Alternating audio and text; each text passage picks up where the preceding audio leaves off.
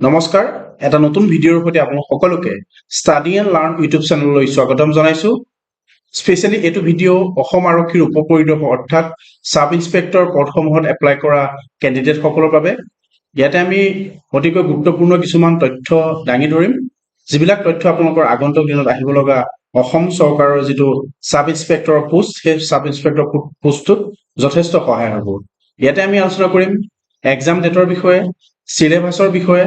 বা কিছুমান গুৰুত্বপূৰ্ণ তথ্য আপোনালোকক দিবলৈ চেষ্টা কৰিম যি তথ্যৰ যোগেদি আপোনালোকে এই এক্সামটো ক্লিয়াৰ কৰাৰ ক্ষেত্ৰত যথেষ্ট সহায় হ'ব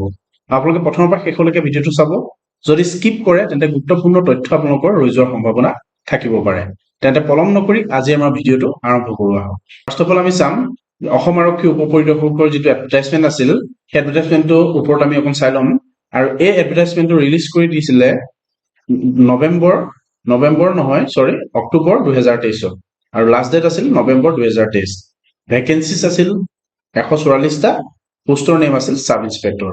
এই পোষ্টখিনি ওলোৱাৰ খুব কম দিনৰ পিছতেই আমাৰ ABSI টো পোষ্ট ওলাইছিল ABSI UBSI আপোনালোকক মই জনাই থওঁ ABSI আৰু UBSI যিখিনি পদ আছিল সেই পদখিনিৰ এক্সাম এটাই হয় আৰু সিলেবাসো একে আৰু তাৰ এক্সাম পেটাৰ্নো একে কিন্তু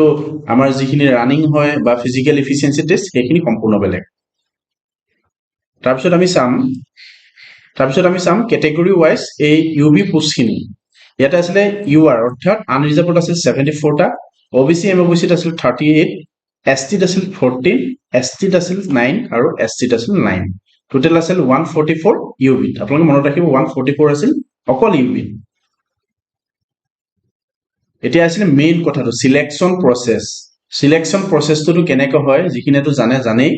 আৰু যিখিনি জনা নাই সেইখিনি কাৰণে আমি এই ভিডিঅ'টো প্ৰস্তুত কৰিছো অসম আৰক্ষীৰ উপপৰিদৰ্শকৰ ইউপিত সিলেকশন প্ৰসেছটো কেনেকুৱা প্ৰথম হয় ৰিটেন এক্সামিনেশ্যনটোৱে হৈছে মূল বিষয় UBSI বাবে ABSI বাবে হয়তো নহব পাৰে কিন্তু UBSI বাবে মূল বিষয়বস্তুটো হৈছে ৰিটেন এক্সামিনেশ্যনত কোৱালিফাই কৰাৰ পিছতে আৰু নেক্সট স্টেপ গিটা আমি পাই গৈ থাকিম সেকেন্ডত আছে ফিজিক্যাল এফিচিয়েন্সি টেষ্ট থাৰ্ডত আছে ফিজিক্যাল ষ্টেণ্ডাৰ্ড টেষ্ট ফোৰ্থত আছে ডকুমেন্ট ভেৰিফিকেশ্যন আৰু ফিফথত আছে অৰেল ভাইভা নেক্সট চাম আমি ৰিটেন এক্সামৰ বিষয়ে The written test will be of 100 marks and will be completely OMR based. There will be 100 questions and each question will be of 1 marks. There will be negative marking half marks of each wrong answer. The question set will be set 3. এটাৰ পিছত চাম আমি প্ৰথমতে চাই ল'ব লাগিব যে আমাৰ যিখন অসম আৰক্ষী উপপৰিদৰ্শকৰ কোৱেশ্চন পেপাৰ হ'ব সেইখন 100 নম্বৰৰ হ'ব আৰু 100 নম্বৰৰ এগেইনষ্টত 100টা কোৱেশ্চন থাকিব আৰু প্ৰতিটো কোৱেশ্চনত 1 কৈ মাৰ্ক যোগ কৰা হ'ব আৰু আমি যদি দুটা কোৱেশ্চন ভুল কৰো তেতিয়া আমাৰ 1 মাৰ্ক কাট যাব অৰ্থাৎ নেগেটিভ মাৰ্কিং আছে আপোনালোকে মনত ৰাখিব এসআই কোৱেশ্চন পেপাৰখনত নেগেটিভ মাৰ্কিং আছে তাৰপিছত আমি এতিয়া চাম খুব গুৰুত্বপূৰ্ণ আমাৰ সিলেবাসৰ বিষয় সিলেবাসত প্ৰথমতে আছে logical reasoning aptitude English comprehension সেকেন্ডত আছে matter relating to history and culture of Assam and India থাৰ্ডত আছে জেনেৰেল নলেজ এটা যোৱাবাৰ পেপাৰখনৰ ওপৰত ভিত্তি কৰি মই আপোনালোকক ক'ব পাৰো যে কাৰণ যোৱাবাৰ মই এই এক্সামটো দিছিলো আৰু কোৱালিফাই কৰিছিলো তাতে 70টা কোৱেশ্চন হিষ্ট্ৰী কালচাৰ মানে সেকেন্ড আৰু 3 পৰা আহিছিল সেকেন্ড আৰু থাৰ্ডৰ পৰা আহিছিল অৰ্থাৎ জিকে বুলি আপোনালোকে ক'ব পাৰে তাতে অসম বুৰঞ্জী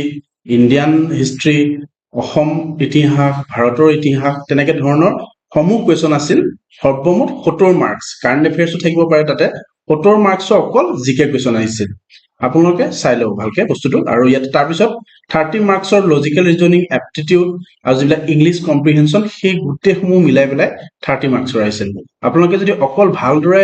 জিকেটো প্ৰেক্টিছ কৰে আপোনালোকে সেই এক্সামটো কোৱালিফাই কৰিব পাৰিব তাৰপিছত চাম আমি খুব গুৰুত্বপূৰ্ণ এই এসআই পেপাৰখন কি ল্যাঙ্গুৱেজত আহিব বহুতে মোক সুধি আছিল যে পেপাৰখন অসমীয়াত আহিবনে হয় এসআই পেপাৰখন অসমীয়াত আহিব আপোনালোকে 3-4টা ল্যাঙ্গুৱেজত আহিব ইংলিছতো আহিব অসমীয়াতো আহিব বড়োতো আহিব আৰু বেংগলীতো আহিব তাৰপিছত চাম আমি ফিজিক্যাল ষ্টেণ্ডাৰ্ড টেষ্ট অৰ্থাৎ PST কিছুমান বস্তু চাই তাতে হৈছে হাইট আৰু তাৰপিছত চেষ্ট চাব আৰু ইয়াতে যিখিনি বস্তু আছে সেইখিনি আপোনালোকে চাই ল'ব এইখিনি মই ইয়াতে ক'ব না যাওঁ কাৰণ ব্ৰিফলি আপোনালোকে এটা স্ক্ৰিনশ্বট লৈ পেলাই আপোনালোকে নিজে বস্তুটো চাই ল'ব তাৰপিছত চাম আমি ৰেচৰ বিষয়ে ৰেচ মেলৰ ৰেচটো থাকিব 1600 মিটাৰ ৰেচ আৰু তাতে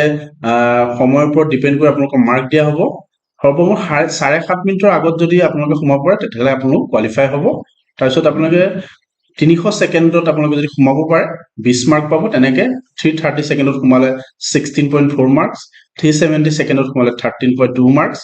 410ত সোমালে 11.2 মাৰ্কছ আৰু 450 ছেকেণ্ডত যদি সোমাব পাৰে অৰ্থাৎ 7.5 মিনিটত যদি আপোনালোকে সোমাব পাৰে 10 মাৰ্কছ পাব আপোনালোকে চাব যে খুব কম সময়ৰ ভিতৰত আপোনালোকে এই 1600 মিটাৰ ৰেচটো যাতে কমপ্লিট কৰিব পাৰে সৰ্বমুঠ যাতে আপোনালোকে 20ৰ ভিতৰত 20 নম্বৰ ল'বলৈ আপোনালোকে সক্ষম হয় তাৰপিছত আমি চাম লৰাৰ জাম্পৰ বিষয়ে এটা লৰাৰ জাম্প তিনটা চান্স আপোনালোকক দিয়া হ'ব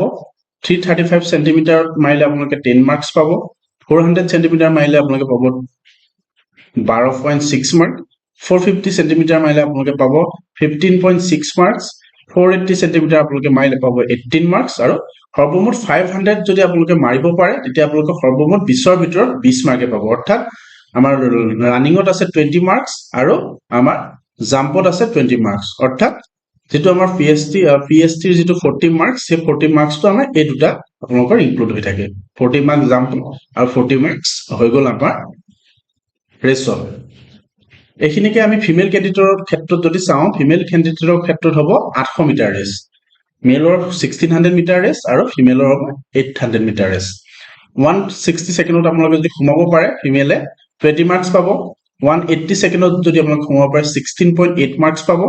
আৰু 200 ছেকেণ্ডত যদি আপোনালোকে সোমাব পাৰে 14 মাৰ্কছ পাব আৰু 220 ছেকেণ্ডত যদি আপোনালোকে সোমাব পাৰে 11.6 মাৰ্কছ পাব আৰু 240 ছেকেণ্ডত যদি আপোনালোকে সোমাব পাৰে 10 মাৰ্কছ পাব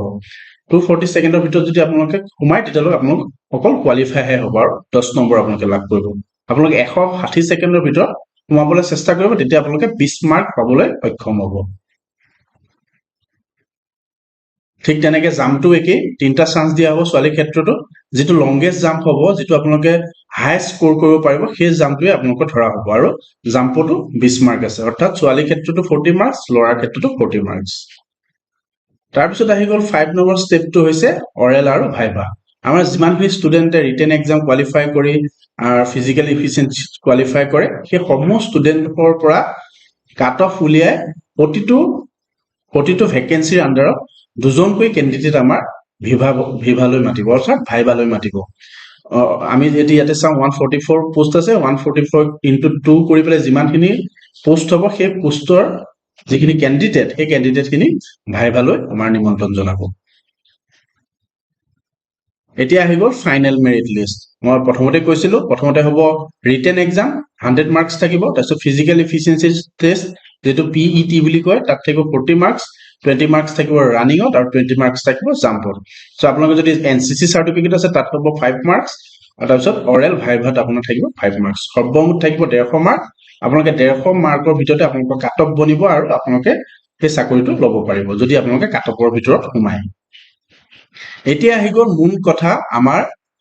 অক্টোবৰ মাহত যি পোষ্ট ওলাইছিলে আৰু সেই পোষ্টখিনি নৱেম্বৰ মাহত আমাৰ লাষ্ট ডেট আছিলে সেই পোষ্টখিনি এডমিট কাৰ্ড কেতিয়া দিব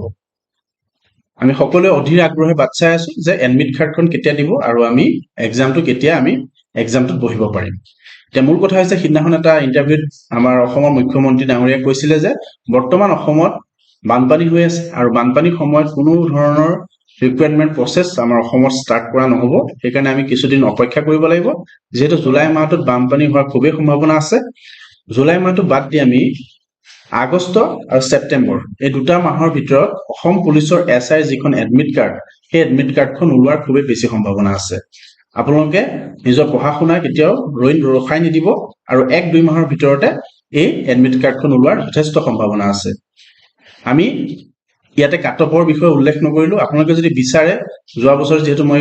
পৰীক্ষাটো দিছিলো আৰু এই বছৰ কাট অফ কিমান হ'ব পাৰে বা যোৱা বছৰ পোষ্টৰ তুলনাত এই বছৰ পোষ্টৰ যেটো কম্বিনেশন বা আমি কৰি পেলাই এটা কাট অফ বনাব পাৰো সেইখিনি যদি এটা ভিডিও আকাৰ প্ৰস্তুত কৰিব লাগে আপোনালোকে কমেন্ট কৰি জনাব ধন্যবাদ আজি ভিডিওটো ইমানে আজি ভিডিওটোৰ পৰা যদি আপোনালোকৰ অকমান হলো সহায় হৈছে ভাবিছে তেন্তে লগৰ বন্ধু বান্ধৱীৰ লগত ভিডিওটো শ্বেয়াৰ কৰিব আৰু যদি চেনেলটোৰ পৰা আপোনালোক অকমান হলো উপকৃত হৈছে বুলি ভাবিছে তেন্তে চেনেলটো সাবস্ক্ৰাইব কৰিব